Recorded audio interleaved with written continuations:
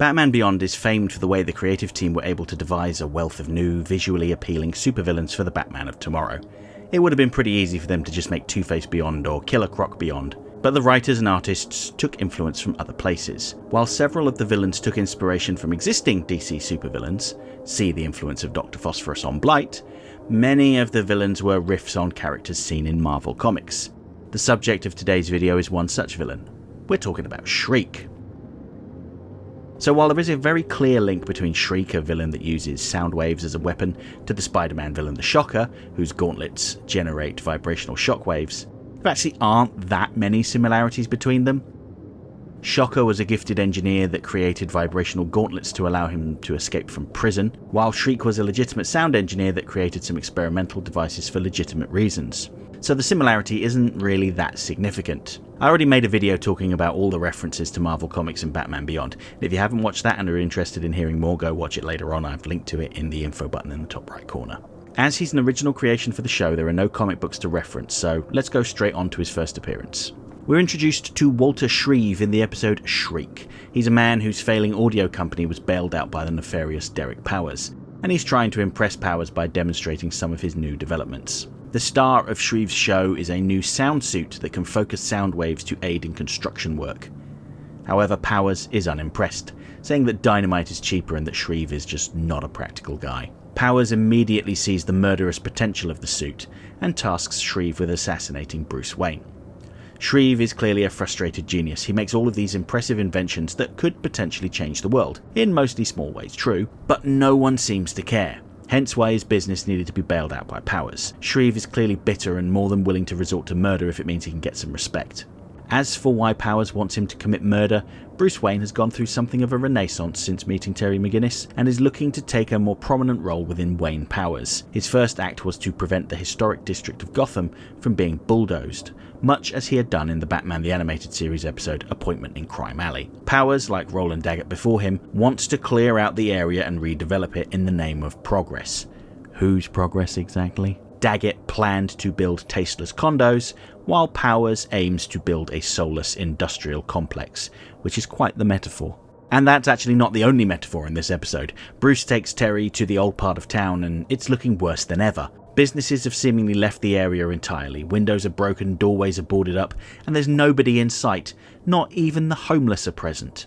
Terry can't understand why Bruce would want to preserve the area, considering what happened to his parents there. Bruce responds by asking Terry if he would ever want to forget what had happened to his father, and that puts an end to the discussion. This whole segment of Old Gotham City acts as a time capsule of sorts, sitting there surrounded by the towering metropolis of Neo-Gotham. It sticks out like a sore thumb, and can easily represent Bruce Wayne himself. Bruce visits the old GCPD headquarters and it too is in a dilapidated state. The symbol of justice in Gotham City is little more than a shell. Sure, the furniture's still there, but it's in a state of ruin, and a faded wanted poster for the Joker remains in place. As an aside, I've always wondered if that poster was put up after the Joker's death, as a way of keeping up the pretense in order to protect Batman's secret. And it's important that elderly Bruce comes into contact with Shreeve, a new generation of criminal in this location, standing among the ruins of old Gotham. And it's ironic that Shreeve is there to murder Bruce, but in the process demolishes the GCPD, which was the original intention behind the sound suit. I guess the suit works, Shreeve. And that's the big metaphor here, with the old world being destroyed to make way for the new. Shreeve isn't much of a physical match for either of the Batmen, so he opts to take a more cerebral approach.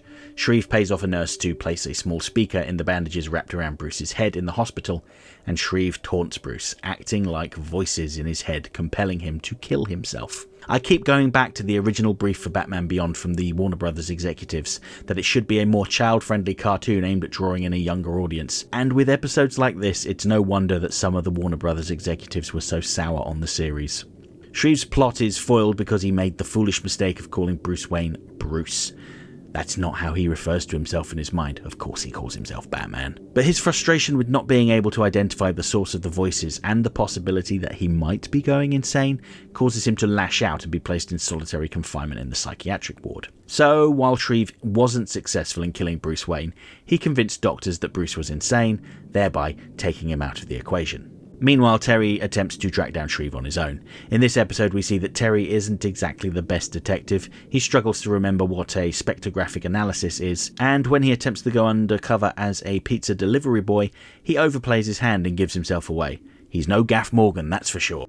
Shreeve demonstrates his genius in this scene though, with a microfilament that can pick up radio waves, the same device that he's using to try to drive Bruce mad, and a disc that effectively cancels out sound. As intelligent as he is, he's equally callous. When Terry gives himself away, the first thing Shreeve does is try to knock him out, and then threatens to split his skull with intense sound waves.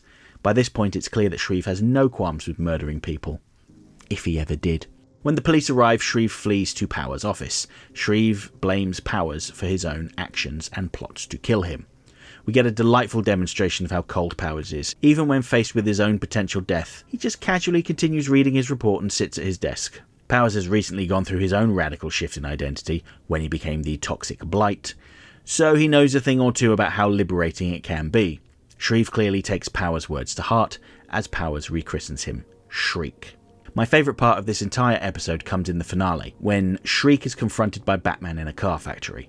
Batman attempts to mask his location by turning on all of the machinery at once. Shriek responds by turning on his sound masker, and for the next few moments there is no sound outside of the non-diegetic background music and the faint internal sound of Batman's steps. This scene really highlights how much we rely on our hearing in everyday life. Batman is completely unaware of things that are going on just outside of his line of sight, and would have been flattened if not for the canine hearing of Ace. This acts as a preview for Shriek's fate at the end of the episode as Batman overloads Shriek's gauntlet, amplifying the sound to the point that it renders Shriek deaf. Batman was not trying to harm Shriek, he was simply trying to disable the sound masker. Not that it matters to Shriek what Batman's intentions were. At the end of the day, he still lost his hearing, the thing that was the most important to him. This makes him relatively unique as a villain in Batman Beyond. Very few of the villains had a personal grudge against Batman, but for Shriek, getting revenge would become his primary motivation. The next chronological Shriek story takes place in the Batman Beyond tie-in comics. Much like the majority of the issues in Batman Beyond Volume 1 and 2, this is firmly placed in the continuity of the show by virtue of it being written by series writer Hilary J. Bader. It's not a massively significant story and kinda suffers the same problem that most of these Batman Beyond comics have, namely that they end with the villain pretty much back where they were at the start of the story, so as to not contradict the events of the cartoon. However, we get a glimpse of Shriek's frustration at being rendered deaf by Batman. His doctor confirms that the damage done was so severe that traditional forms of treatment will be ineffective. Fortunately, he's able to read lips, but that doesn't help him when people turn around or obscure their mouths. In response to this, two things happen. Firstly, Shriek decides to break out of the mental hospital to get his revenge on Batman, using specific frequencies of sound to shatter Batman's tools, and eventually the Batsuit itself. And he begins work on a device that will allow him to hear again. And it won't just benefit him, it will help all deaf people hear again. There's a long-standing trope with science-based supervillains. If they focus their genius on real-world problems instead of trying to come up with devious ways of murdering their superhero nemesis, then they could change the world. Shriek is different in that, yes, his invention is designed to help him achieve his own goal, but he seems to be happy to share the technology with the world, possibly to boost his own ego, but maybe out of the kindness of his own heart. There's no indication that his device really is shared with the wider population, but he clearly states that it is his intention to help other deaf people. Of course, Shriek fails at defeating Batman and is back in his cell, working on his device at the end of the issue. Shriek would return in the episode Babel, where he develops a broadcast that disrupts everyday life in Gotham. First of all, it sends all of the animals in the city into a frenzy, including the animals that live in the city zoo. Then he takes away people's ability to understand each other by manipulating the sound waves in the air. His price to end the disruption? Batman must surrender to him and allow himself to be killed. By now, Shriek has finished his hearing aid, but he still clearly wants revenge on Batman and has a helper in the form of Ollie, a teenage splicer who he pays with a tuning fork that stimulates the pleasure center of the brain. The main point of this episode is to demonstrate the new Batman's selflessness. Terry spends a few hours considering Shriek's demands, wandering the streets of Neo-Gotham and remembering the events that led to him becoming Batman. Terry's selflessness is juxtaposed by the news broadcast's vox populi with the everyday citizens of Neo-Gotham blaming Batman for their predicament. Of course, Terry being the hero that he is, he turns himself over to Shriek, although he won't go down without a fight. Shriek's disability acts as both a strength and an impediment to his scheme. By removing his hearing aid, Shriek can bombard Batman with high-pitched noises to incapacitate him. It also leaves him completely oblivious to the fact that the building he's standing in front of is going to fall on top of him. Shriek survives this encounter and returns in the episode Where's Terry? While Shriek is the primary villain of the episode, he only really has a small part in it. I view this episode as being one that focuses on the character of Max and her interactions with Bruce Wayne more than anything else. After Batman is incapacitated underground by one of Shriek's sound blasts, Max and Bruce team up to try and figure out what has happened to him. Shriek has been hiding out in the abandoned subway tunnels of Neo-Gotham and spends much of the episode blindly firing his sound waves in the direction of Batman. He's really not the main attraction of the episode, more just a device of showing Batman's ingenuity and compassion towards the runaway boy Darius Arthur Kelman, or Dak for short. And in the closing moments of the episode, Bruce is able to get some measure of revenge on Shriek for trying to kill him back in the day. And that's it for Shriek, aside from a blink and you'll miss it cameo during an imaginary sequence in the Justice League Unlimited episode Epilogue. And yes, those black and white flashbacks exist entirely inside of Terry's mind. He's imagining it. Outside of his first two appearances, there really isn't much else to Shriek, and this is a recurring issue for some of the villains of Batman Beyond. For the most part, they were original creations, but only appeared in a handful of episodes. Unlike the villains of Batman the Animated Series, many of whom had decades of comic book appearances to reference and enhance their backstories and motivations, the villains of Batman Beyond are comparatively underdeveloped. There was an opportunity to explore them further in the tie-in comics, but for the most part that didn't happen. And no, the more recent Batman Beyond comics are not part of the same continuity and don't count. Even if they did, Shriek hasn't been used that much in those comics either. I will say this about Shriek though.